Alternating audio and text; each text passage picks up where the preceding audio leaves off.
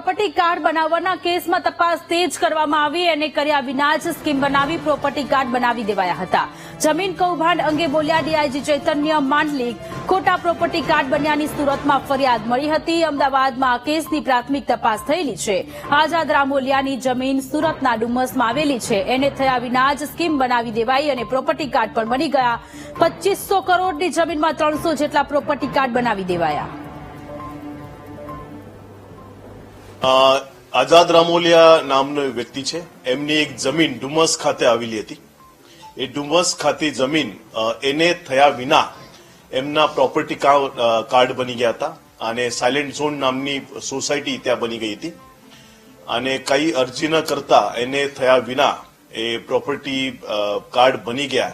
એના માટે જે ફોર્જરી થઈ હતી એના માટે એ ગુનો દાખલ થયેલ છે અને એની તપાસ ચાલુ છે।